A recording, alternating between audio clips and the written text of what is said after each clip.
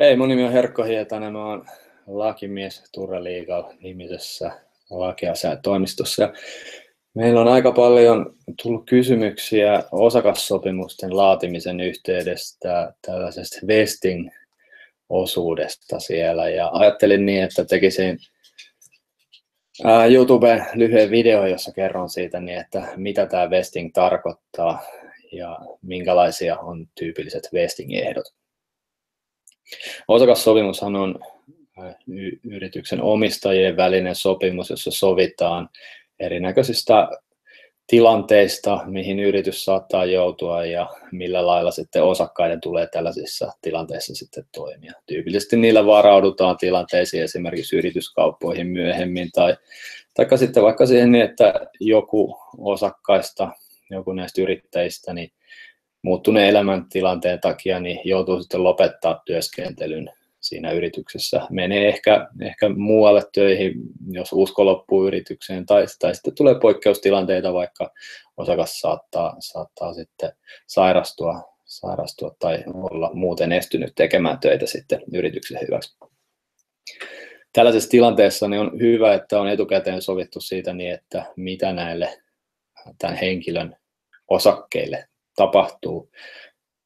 Monesti sitten ne yritykseen jäävät työntekijät, jotka on osakkaita, niin jatkaa työntekoa sille yritykselle, ja sitten tämmöinen ajatus siitä niin, että osana siitä yrityksen perustamista ja osakkeiden saamista niin on ollut ehtona siinä, että siellä jatketaan työntekoa sen yrityksen hyväksi. Ja sitten jos muut osakkaat tai muut työntekijät jatkaa siellä työntekemistä ja yksi sitten ei jatkakaan, niin voi tuntua sitten epäreilulta niin, että jos yritys menestyy, niin sitten se henkilö, joka ei tee töitä, niin saa siitä etuja. Sen takia monesti sitten on sovittu tämmöisestä lunastusjärjestelystä, jolla sitten osakkeet tällaisen lähtijältä, niin jäljelle jääneet osakkaat saa sitten lunastettua pois. Ja tyypillisesti näissä on sitten sellaisia ehtoja niin, että jos vaikka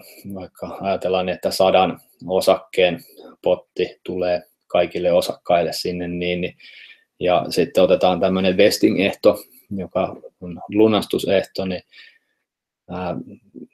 100 osaketta niin luovutetaan saman tien siinä kun sitä yhtiötä perustetaan, tai sitten uusi osakas otetaan mukaan siihen yritykseen, mutta ajan myötä sitten velvollisuus näiden osakkeiden luovuttamiseen niin poistuu. Eli tyypillisesti siinä on sellainen lineaarinen aikajana, jonka aikana näitä osakkeita niin kuin ansaitaan sitten. Ja monesti tämä aikajakso on 4 vuotta, puhutaan 4 vuoden vesting-ohjelmasta. Ja ajatus on siinä niin, että ensimmäisen vuoden jälkeen niin näistä 100 osakkeesta niin 25 osaketta on vestautunut, eli poistunut tällaisen lunastusmenettelyn piiristä. Joskus voi olla niin, että esimerkiksi ne jäljelle jääneet 75 osaketta niin on hyvin edullisesti luovutettava sitten poistumistilanteessa sille yhtiön muille omistajille. Joskus voi olla niin, että ne tulee luovuttaa esimerkiksi vastikkeetta sitten myöskin takaisin, tai sitten merkitsemishintaansa, joka on useimmiten aika matala. Tyypillisesti on myös sitten tämmöinen cliff-tilanne, eli ensimmäisen vuoden aikana, jos lähtee, niin ei saa yhtään osaketta pitää tämä lähtijä. Ja tämä varmistaa useimmiten ensimmäisen vuoden aikana se usko loppuu siihen yritykseen sitten kesken, ja ajatus on niin, että silloin sitten ne osakkeet joutuu luovuttaa kokonaisuudessaan takaisin. Ja jos se ensimmäisen vuoden ajan on tämä osakas yhtiössä mukana, niin silloin pääsee tällaisen jyrkänteen yli ja silloin saa 25%. Eli puhutaan vuoden cliffistä ja 4 vuoden vestautumisesta. Joo.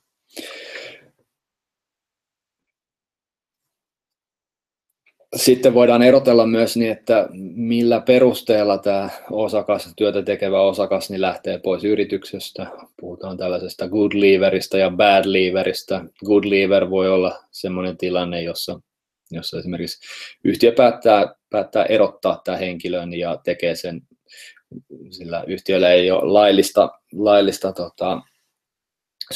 syytä tähän erottamiseen. Jostakin syystä vaan tämä yhteistyö ei toimi, mutta siellä ei ole mitään lakia rikottu. Niin tällaisessa tilanteessa niin voidaan todeta niin, että tämä ei johtunut tästä osakkeenomistajasta, tästä yrittäjästä, vaan se johtuu yhtiöstä ja sen takia tämä vestautuminen yleensä kiihtyy silloin, että silloin saa joko pitää ne kaikki tai sitten saa ainakin edullisemman hinnan tämä lähtevä yrittäjä niistä osakkeista.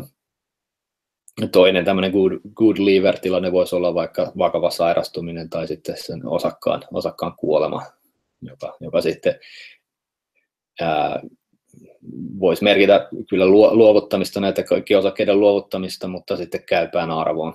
Ja jos ei kukaan halua niitä siihen käypään arvoon ostaa, niin sitten luonnollisesti tämä osakas tai sitten vaikka se osakkaan kuolinpesä, niin saa pitää nämä osakkeet. Eli tämä vesting on tyypillisesti, siis se ei ole oikeus saada niistä osakkeista rahaa, vaan se on velvollisuus tälle lähtevälle osakkaalle myydä ne osakkeet sitten jäljelle jääville osakkaille.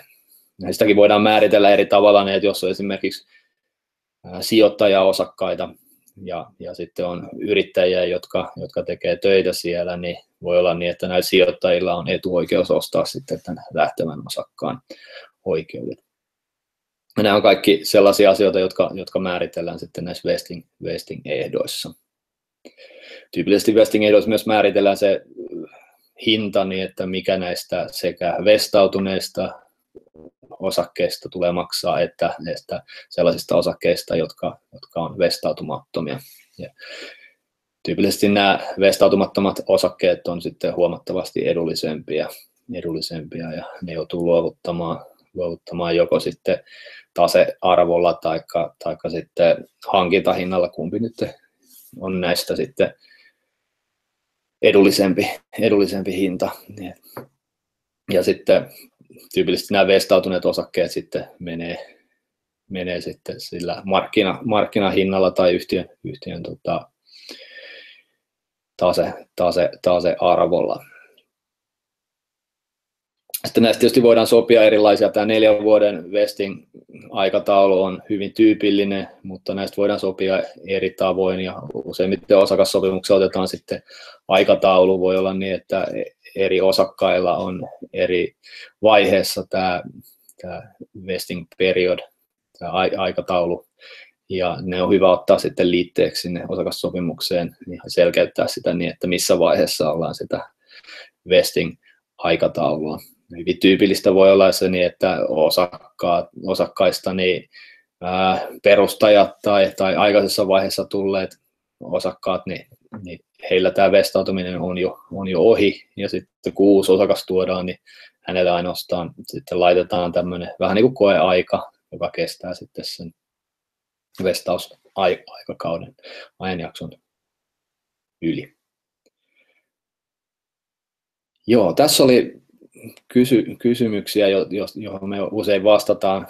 Tämä tietysti vestautuminen on semmoinen erikoisempi, tyypillinen tällaiselle osakassopimuksen ehtoihin, joilla sitoutetaan sitten osakkaita ja pidetään huoli siitä niin, että yhtiö säilyttää toimintakykynsä sellaisissa tilanteissa, jossa sitten osa näistä työtä tekevistä osakkaista niin lähtee ja selviää sitten. Se tietysti on monesti hyvin raskas prosessi yhtiöille jäljelle jääneille osakkaille se niin, että joku lähtee yrityksestä pois, ja ilman tällaista vesting-sopimusta siellä niin, tai lunastuslausekkeita, niin se saattaa muodostua vielä raskaammaksi ja sen takia näistä on hyvä sopia sitten osakassopimuksessa. Joo, katsotaan, olikohan minulla jotain muita ajatuksia vielä. Niin, ja tyypillisesti sitten tosiaankin mikäli tulee joku yrityskauppa tai mahdollisesti yritys menee vaikkapa pörssiin, rekisteröityy sinne, niin tyypillisesti siinä vaiheessa niin nämä vesting-ohjelmat niin kiihtyy sillä lailla niin, että kaikki osakkeet sitten katsotaan vestautuneeksi niissä tilanteissa, jossa yrityskauppa tai pörssiin meno on edessä.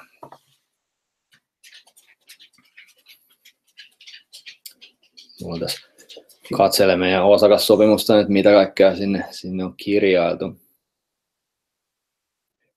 Joo, ja sitten osana näitä vesting-ehtoja on tyypillisesti se menettelymalli myöskin, niin että millä tavoin pitää menetellä, millä tavoin lähtevä osakas, niin miten hänen pitää ilmoittaa siitä, että hän on lähdössä yrityksestä, ja miten jäljelle jäävien osakkaiden tulee sitten ilmoittaa halustaan lunastaa nämä osakkeet tämän vesting-ohjelman mukaisesti.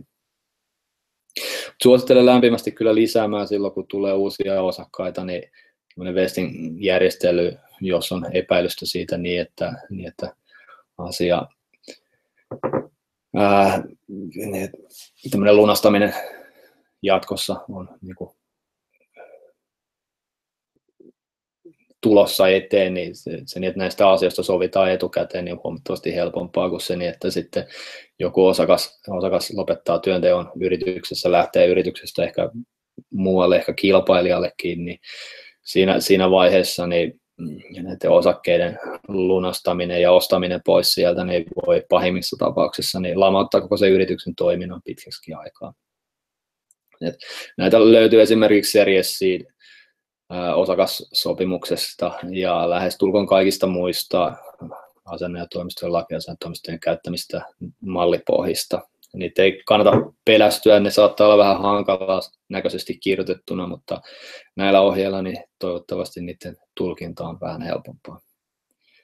Mun nimi on Herkko Hietanen, mä oon lakimiehenä Ture Legal Oy-nimisessä lakiasiantoimistossa. Me tehdään paljon osakassopimuksia ja toivottavasti tästä videosta oli sulle hyötyä.